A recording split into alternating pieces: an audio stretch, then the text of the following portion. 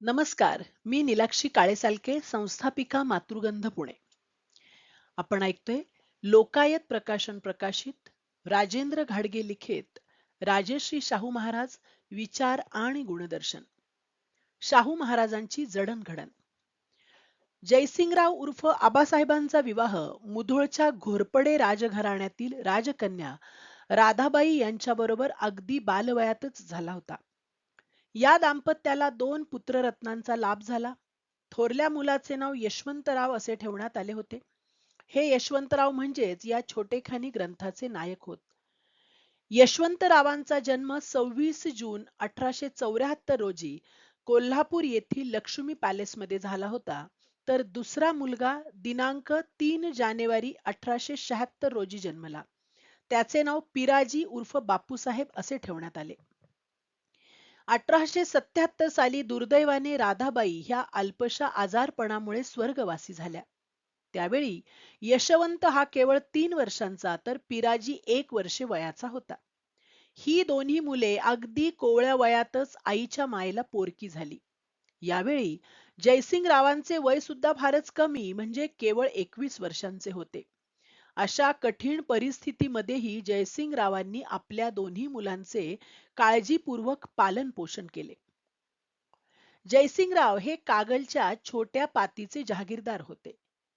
कागलच्या जहागिरीमध्ये जयसिंगरावांनी केलेली पारदर्शी विकास कामे पाहून इंग्रज सरकारने जयसिंगरावांची नेमणूक करवीर संस्थानचे पॉलिटिकल रिजंट म्हणून केली होती. या संस्थांची सुद्धा दुरवस्था झालेली होती. जवळजवळ पाऊण शतकाच्या कालावधीमध्ये करवीरच्या गादीवर स्थानापन्न झालेले छत्रपती अल्पायुषी ठरले होते. तसेच इंग्रज अधिकाऱ्यांच्या अनागोंदी व कारस्थानी वृत्तीमुळे ते हतबलही झालेले होते. परंतु या प्रतिकूल परिस्थितीमध्येही जयसिंगरावांनी करवीर संस्थांमध्ये विलक्षण प्रगती घडवून आणली. यावेळी जयसिंगरावांनी युरोपचा अभ्यास दौरा सुद्धा केला. त्या अनुषंगाने परदेशातील उद्योग, व्यवसाय, लोकसंस्कृती, रीतिरिवाज, शिक्षण पद्धती याबाबतचे त्यांना ज्ञान प्राप्त झाले. आपल्या कार्यकर्तृत्वाच्या व बुद्धी कौशल्याच्या बळावर करवीर संस्थांमध्ये जयसिंगरावांनी शेतीविषयक व शिक्षणक विषयक सुधारणा घडवून आणल्या. भोगावती नदीवर दोनवडे येथे पूल बांधून दळणवळणाची सोय केली. कोल्हापूर ते ज्योतिबा, तीर्थक्षेत्र वाडी, रत्नागिरी तसेच कोल्हापूर ते नरसोबाची वाडी हे रस्ते बांधले. लोकांची मने सुसंस्कारित व्हावीत म्हणून प्राथमिक शाळा सुरू केल्या. केवळ 4 वर्षांच्या कालावधीमध्ये जयसिंगराव घाटगे यांनी करवीर क्षेत्राचा जणू कायापालट केला होता. विशेष म्हणजे जयसिंगराव यावेळी आपल्या दोन्ही मुलांना सतत सोबत घेत असत. प्रसंग कोणताही असो, शिकारीचा असो वा कार्यालयीन कामकाजाचा असो, बाळ यशवंत आणि पिराजी ही दोन्ही मुले आवर्जून आबासाहेबांसोबत वावरत असत. त्या कारणे यशवंताला रयतेच्या अडीअडचणी, त्यांच्या गैरसोयी, त्यांच्यावर होणारा अन्याय या गोष्टींचे निरीक्षण अगदी लहान वयातच करता आले. इतकेच नाही तर काही घमेंडखोर इंग्रज अधिकारी, सरकारी भ्रष्ट कारकून, सेवक यांचा जयसिंगरावांना कळत नकळत येणारा अनपेक्षित अनुभव लहान वयाच्या यशवंताच्या नजरेतून सुटत नसे. कैकदा कार्यालयीन नोकर हा आपल्या मर्जीतल्या लोकांची कामे करून घेताना जयसिंगराव हे कामाच्या व्यापाने त्रासलेले नाहीत ना हे पाहत असे, आणि जर वातावरण बिघडलेले असेल व जयसिंगराव कंटाळलेले व अस्वस्थ असतील तर तो ब्राह्मण नोकर मुद्दामहून आपल्या गैरमर्जीतल्या लोकांचेच तक्रार अर्ज आबासाहेबांच्या पुढ्यात ठेवीत असे. तसेच त्याबद्दलचे अनेक पुरावे सुद्धा तो परस्पर गायब करीत असे. त्यामुळे गोरगरिबांना योग्य न्याय मिळणे कठीण होत असे. 9-10 वर्षांच्या शाहूंच्या चाणाक्ष नजरेतून ही गोष्ट सुटत नसे. त्याचाच परिणाम म्हणून पुन्हा जेव्हा आबासाहेब आनंदी व उत्साही मनस्थितीत असतील तेव्हा हे छोटे शाहूराजे स्वतःहून गोरगरीब लोकांचे तक्रार अर्ज आबासाहेबांच्या पुढ्यात ठेवू लागले. त्या कारणे गरिबांना खरा न्याय मिळू लागला. शाहूराजांचे बाह्यमन आणि अंतर्मन हे अशा रीतीने घडत होते.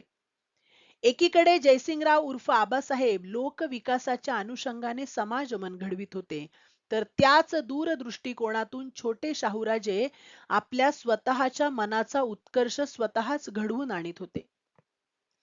करवीर संस्थांमध्ये पारदर्शी व उत्कृष्ट विकास कामे चालू असतानाच करवीरच्या राजघराण्यावर आणि रयतेवरही एक मोठे संकट कोसळले.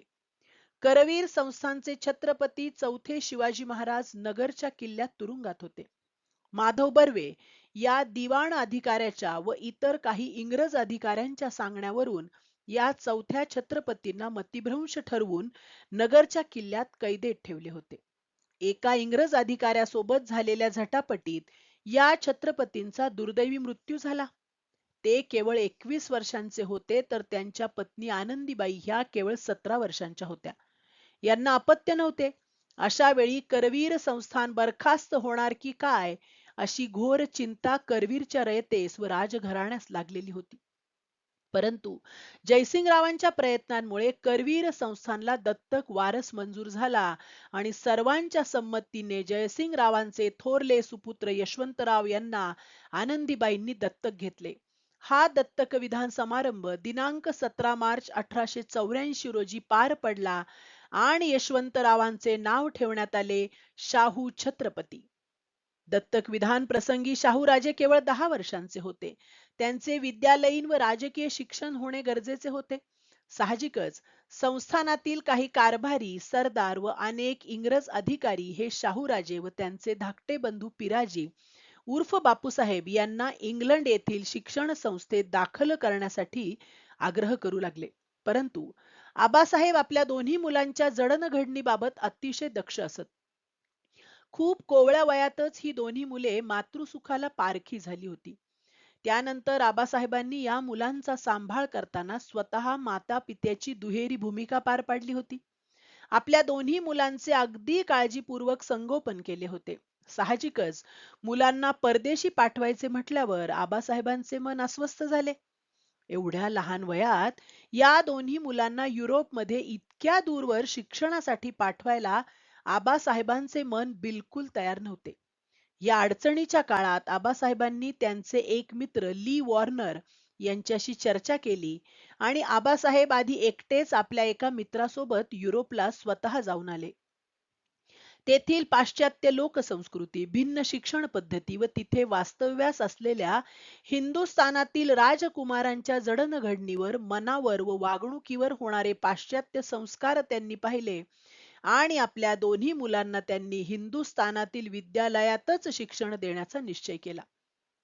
त्याप्रमाणे शाहूराजे, पिराजीराजे व इतर काही सहाध्यायींना आबासाहेबांनी राजकोट येथील राजकुमार विद्यालयात दाखल केले. त्यांच्यासोबत पालकत्वाची जबाबदारी म्हणून तसेच शाहूंचे शिक्षक म्हणून श्री कृष्णाजी भिकाजी गोखले, तर बापूसाहेबांचे शिक्षक म्हणून श्री हरिपंत गोखले यांना सोबत पाठवले होते. त्याचप्रमाणे शाहूराजांना त्यांच्या आवडीचा शिकारीचा व कुस्तीचा छंद जोपासता यावा, त्यातही त्यांना उत्तम तालीम करता यावी म्हणून श्री दत्तोबा शिंदे या वस्तादांनाही सोबत पाठवले. राजकोट येथील विद्यालयात दाखल झाल्यानंतर शाहूराजे आणि बापूसाहेबांचे शिक्षण तेथे सुरळीत चालू होते. परंतु याच वेळी करवीरच्या राजघराण्यावर आणि लहान वयातील शाहूराजे व पिराजीराव यांच्या मनावर नियतीने एक जबरदस्त घाव घातला. ही मुले राजकोटला गेल्यानंतर अवघ्या 3-4 महिन्यातच आबासाहेबांनी मृत्यूला कवटाळले. केवळ राजघराण्याचाच नव्हे तर शाहू व पिराजी या राजकुमारांचा व अवघ्या करवीरच्या गोरगरीब रयतेचा वाली अचानक काळाच्या पडद्याआड निघून गेला. समस्त राजघराण्यावर आणि दोन्ही राजकुमारांवर दुःखांचा भयंकर असा डोंगर कोसळला. आपला मृत्यू समीप आल्याचे जणू आबासाहेबांना जाणवले होते. तेव्हा त्यांनी त्यांचे जवळचे मित्र आणि करवीरचे पॉलिटिकल एजंट ली वॉर्नर यांच्याजवळ जणू तोंडी मृत्यूपत्रच सादर केले. आबासाहेब म्हणाले, जोपर्यंत आपल्या मुलांना इंग्रजी भाषेचे सखोल ज्ञान व बोलण्याचा सराव होत नाही, तोवर त्यांना इंग्लंडला शिक्षणासाठी पाठवू नये. त्याचप्रमाणे आपल्या मुलांची लग्ने लवकर करू नयेत. ती 18 वर्ष वयाची झाल्यावरच करावीत. वधूचे वयही 11 ते 12 पेक्षा कमी असू नये. आबासाहेब पुढे म्हणतात, आपल्या दोन्ही मुलांच्या शिक्षणाबाबत अधिक काळजी घ्यावी. मुलांचे मार्गदर्शक म्हणून एखाद्या उच्च शिक्षित व उच्च पदस्थ अधिकाऱ्याची नेमणूक करावी. आबासाहेबांच्या इच्छेप्रमाणे ली वॉर्नर यांनी इंग्रज सरकारच्या मुंबई इलाख्याचे गव्हर्नर साहेब यांच्याशी चर्चा करून शाहूराजांचे गार्डियन म्हणून सर स्टुअर्ट फ्रेझर या ICS अधिकाऱ्याची नेमणूक केली. सर फ्रेझर यांच्या देखरेखीखाली व मार्गदर्शनाखाली शाहूराजे, पिराजीराजे व त्यांचे इतर साध्याई यांना पुढे धारवाड येथील कॉलेजात दाखल केले. धारवाड येथे राजकीय शिक्षण घेत असताना शाहूराजांनी पिराजीराजे व इतर मित्रांसोबत उत्तर हिंदुस्थानचे 2 अभ्यास दौरे केले. या दौऱ्यात त्यांनी लाहोर, पेशावर, कराची, अमृतसर, दार्जिलिंग, वाराणसी, दिल्ली, आग्रा व मथुरा अशा उत्तर हिंदुस्थानातील असंख्य ऐतिहासिक धार्मिक स्थळांना भेटी दिल्या. पुढे शाहूराजांनी दक्षिण हिंदुस्थानची एक सहल पूर्ण केली. त्यामध्ये हैदराबाद, विजापूर, म्हैसूर, वेल्लोर, तंजावर व त्याही पलीकडे श्रीलंकेपर्यंतचा दौरा त्यांनी पूर्ण केला. या तिन्ही सहलींच्या अनुभवामुळे शाहूराजांच्या मनाचा उत्कर्ष कैक पटीने झाला. भिन्न भिन्न जाती धर्माची लोकसंस्कृती, सामाजिक ऐक्य, धार्मिक रूढी परंपरा, विविध प्रांतातील शेतकरी, कष्टकरी लोकांचे राहणीमान, त्यांच्या अडीअडचणी, शेतीविषयक विकास, पिण्याच्या व शेतीच्या पाण्याच्या व्यवस्था इत्यादीची पाहणी करता आली. जमिनीचे प्रकार, कस, दर्जा पाहून कोणत्या मातीत व कोणत्या वातावरणात कोणकोणती पिके घेता येतात याचा जवळून अगदी निरीक्षण वृत्तीने व सखोल असा अभ्यास करता आला. हा अनुभव शाहूराजांचे केवळ मनोबल वाढवणारा नव्हता, तर त्यांना दूरदृष्टीची शिकवण देणारा होता. आणि हे शाहूराजांनी पुढे आपल्या कारकिर्दीमध्ये केलेल्या अनेक क्रांतिकारी सुधारणा पाहिल्यानंतर सिद्ध केल्याचे लक्षात येते. विद्यालयीन व राजकीय शिक्षण पूर्ण झाल्यावर शाहूराजे कोल्हापुरास परतले.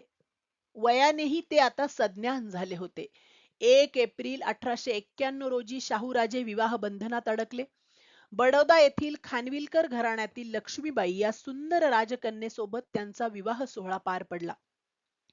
तदनंतर 10 मार्च 1894 रोजी या दाम्पत्याच्या पोटी एका कन्या रत्नाने जन्म घेतला. तेव्हा आपल्या जनक मातेच्या स्मृतीस उजाळा मिळावा म्हणून शाहूराजांनी या गोड आणि गोंडस राजकन्येचे नाव ठेवले राधाबाई. संसार वेल बहरत असतानाच शाहूराजांनी नवी आणि खूप मोठी जबाबदारी आपल्या हाती घेण्याची वेळ नजीक येऊन ठेपली होती आणि ती म्हणजे राज्यकारभाराची धुरा सांभाळणे होय. त्या निमित्ताने शाहूराजांचे विद्यालयीन शिक्षण, राजकीय अभ्यासासाठीच्या देश विदेशातील आणि संस्थानातील सहली व दौरे पार पडले. आता शाहूराजे वयाने सज्ञान व प्रौढ झाले होते. साहजिकच दिनांक 2 एप्रिल 1894 रोजी शाहूराजांचा करवीर संस्थानचे अधिपती म्हणून राज्यारोहण सोहळा अत्यंत दिमाखदार, भव्य आणि दिव्य अशा समारंभात पार पडला. इंग्रज सरकारचे मुंबई येथील गव्हर्नर लॉर्ड हॅरिस यांनी करवीर राज्याची सूत्रे स्वहस्ते शाहू महाराजांकडे सोपविली आणि शाहूराजांनी आपल्या कारभारासही अगदी दिमाखात सुरुवात केली. 1894 पासून ते त्यांच्या निधनापर्यंत म्हणजे 6 मे 1922 पर्यंत शाहूराजांनी विविध क्षेत्रात क्रांतिकारी सुधारणा घडवून आणल्या. सामाजिक, शैक्षणिक, धार्मिक, कला, संगीत, नाट्य, क्रीडा, कृषी, उद्योग, व्यवसाय, व्यापार अशा एक ना अनेक क्षेत्रात क्रांतिकारक सुधारणा घडवून आणीत असता शाहू महाराजांना अनेक संकटांचाही कडा मुकाबला करावा लागला होता. राजकीय व सामाजिक क्षेत्रातील अनेकांचा विरोध मोडीत काढताना शाहूराजांनी बुद्धी कौशल्य, चातुर्य, धैर्य, सामंजस्य, विद्वत्ता, सहनशीलता, त्याग आदी अप्रतिम गुणांचे दर्शन सर्वसामान्य प्रजेस व विरोधकासही घडवले. तसेच ज्यांच्या मांडलिकत्वाखाली करवीर संस्थांचा कारभार चालत होता त्या इंग्रज अधिकाऱ्यांचीही शाहू महाराजांनी मने जिंकली. तसेच आपल्या गुण कौशल्याचे दर्शनही घडवले.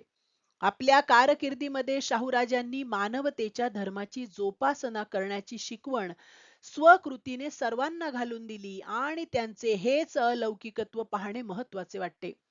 समाजमन घडविताना शाहू महाराजांना आलेले बरे वाईट अनुभव, शाहूराजांचे स्वतःचे आचार विचार आणि त्यांनी जपलेली नीतिमूल्ये नव्या पिढीला अभ्यासता यावीत असे मनापासून वाटते. शिवाय शाहू महाराजांच्या नैतिक आणि धोरणात्मक विचारांचा प्रचार आणि प्रसार व्हावा म्हणूनच हा लेखन प्रपंच. तो वाचकांनी व इतिहासप्रेमींनी मनात कुठलाही पूर्वग्रह न बाळगता समजून घ्यावा, जाणून घ्यावा ही नम्र विनंती. धन्यवाद.